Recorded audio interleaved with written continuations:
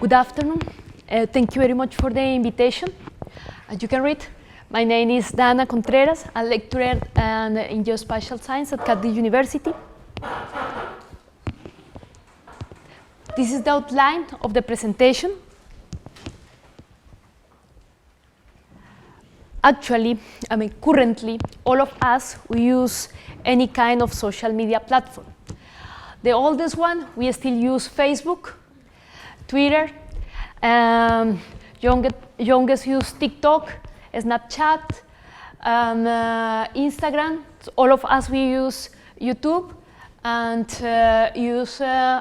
others have subscribed to OnlyFans. Then this presentation will be interactive, so I will ask you to scan this code, or you can copy the link, but I think scanning the code is easier. You have to select an avatar or a nickname.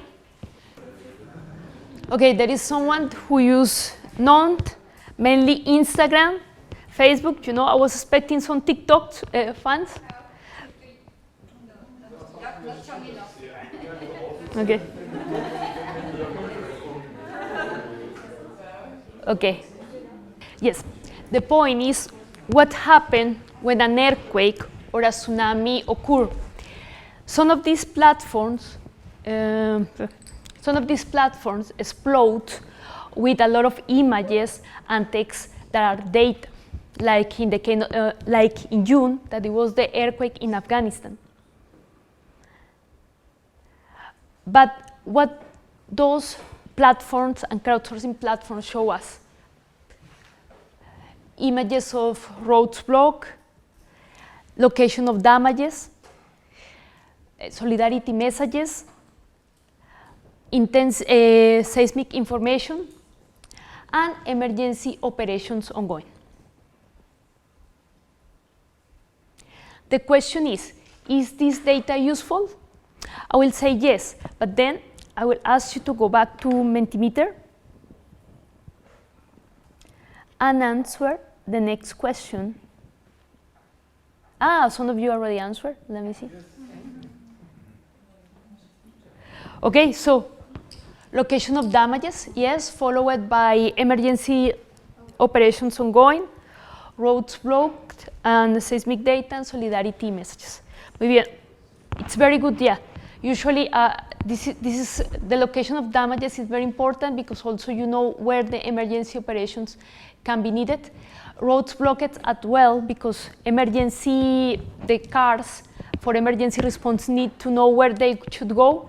Seismic data is important. Solidarity messages are nice, but at the end sometimes they don't contribute so much. Then, for what is this data useful? To support the emergency response operation, to prepare the post-disaster need analysis, for earthquake reconnaissance, that is the damage assessment, to plan the recovery, and also for improve the preparedness. Preparedness is all the activities focused to respond to the emergency. Now, when is this data useful? Usually, the recovery is divided in 4 phases according to several authors. I took the name allocated by the United Nations Development Program. And please don't confuse with the emergency response or the emergency management cycle. This is the phases of the recovery. Relief or emergency the goal is to save lives. This is the time for the search and rescue operation. The early recovery is the phase in which all the needs related to the return to the normality are addressed, and the development is the phase that areas achieve when they learn from the lessons of the earthquake and they reduce their vulnerability. For instance, doing retrofitting, doing more preparedness. In this presentation, we are going to focus on the emergency response or relief and the early recovery. And the information that we need. This framework developed by Mary contains the information that we need during the emergency, during the recovery, reconstruction, and even before, yes? And in this presentation and in this session, you see that we are focused on the information that is coming from citizens like you or me. Then, how is this data useful? Well, when there is an earthquake or any other event, there is an impact. And Twitter, Instagram, or applications such as Lastquake app developed by the European Mediterranean Seismological Center brought a lot of text and image data from which is possible to obtain information. But what is the problem? At least the text data is considered unstructured data. Then we need to use natural language processing techniques such as sentiment analysis to extract that information. How it works? With this technique, we classify this data according to their polarity. So in the case of an earthquake, there will be a lot of data with negative polarity because there are expressions of fear, of anxiety, report of damages, injuries, casualties. In the case of but we will have also neutral data. Neutral data is the information about the intensity or the magnitude of the earthquake, and positive data reports of arrival of humanitarian help or messages of solidarity. This technique, sentiment analysis, has been used in customer review of products and places, but I use it for the assessment of the emergency response and the recovery. Why? Because I consider that the population in areas affected by earthquakes that have the right to express their satisfaction or dissatisfaction with the recovery or the emergency response that usually is led by the government. I'm going to explain how it works with a case study. This is the case of Zagreb in 2020. There was an earthquake with a magnitude of 5.3, and it happened at 5 in the morning. One person died, 26 were injured, 2 people died later. And when the earthquake happened, then there was the time when the lockdown because of COVID started. So people affected, they didn't know if they should stay at home despite the damage, or they have to leave and be exposed to the virus and to the low temperatures in that time. So we couldn't visit the area. Then we started a remote mission. I started looking at the hashtags that could be related to the earthquake. And then I select 2, and I extract the information that you see. I also follow the information from the Prime Minister of Croatia, the Mayor of Zagreb, the representative of the World Bank in that time for Croatia, and the companies of public services. And based on that, it was possible to determine a proxy location of the damages. I say proxy because any of these social media have not, the information is georeferenced because of privacy. So to know the damage is easier in some cases because it's landmarks like the cathedral, so you know the evacuation, you know the location, sorry. In this case, you can see the debris, and I focus on this building that is the headquarters of the Croatian Society of Fine Arts. And in this case, I look at the direction to locate the coordinates, and in this case, I contact the photographer from Reuters, and in this way, it was possible to do this map. Now, we also purchase Twitter data. Here you can see the earthquake happened on the 22nd. You can see the peak. We got this number of tweets, 33% were original. Also, from the last quake, we got this number of records. And here you can see that the damage are located in the city center.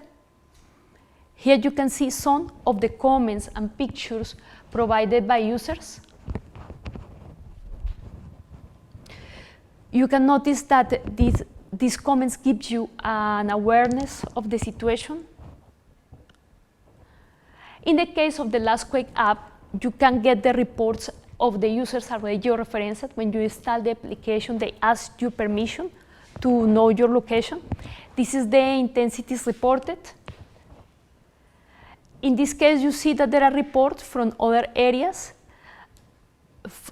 outside of the city center. And here you can see some of the comments. If you read the comments, these comments describe more the intensity and damages in buildings. So these comments are more useful for earthquake reconnaissance sometimes. Now, use CloudWords to extract the keywords. Of course, the most frequent words are the event, the site problem, the location of the earthquake, but it's followed in for that there is damage, that there are damage in the hospital of newborn babies, and that the firefighters, the Croatian government, and the support of Dinamo of Zagreb are involved in the emergency response. For those who are not into football, Dinamo is a football team of Zagreb. Now, if we combine that information, you can see, you can apply rules to classify that data. Everything that contributes to the emergency response is considered positive. Those aspects that make the situation even worse is considered negative, and those that just give you information are considered neutral. Now we go back to Mentimeter.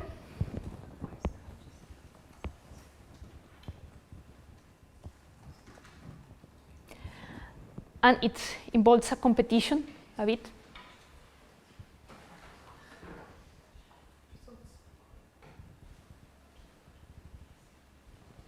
The idea is to classify these tweets. You have the tweet small, but please read the text. And you have 4 options.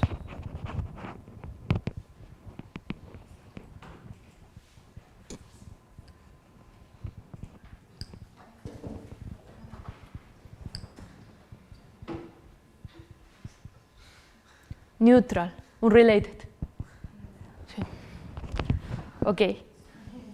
Yes, it was a and this is why we have not responded, because we were not understanding. Okay, we have this next one.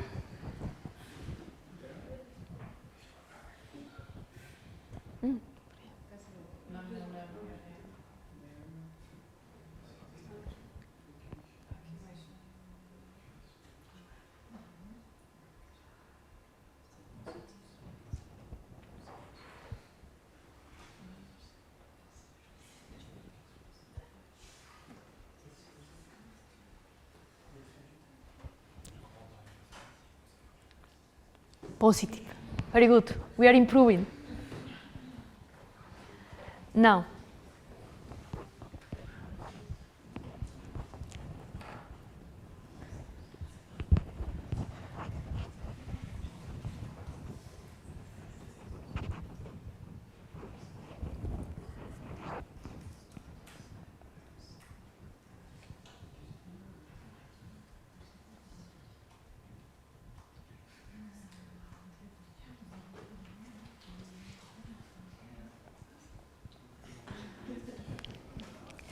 yes, I want to explain you why there are 2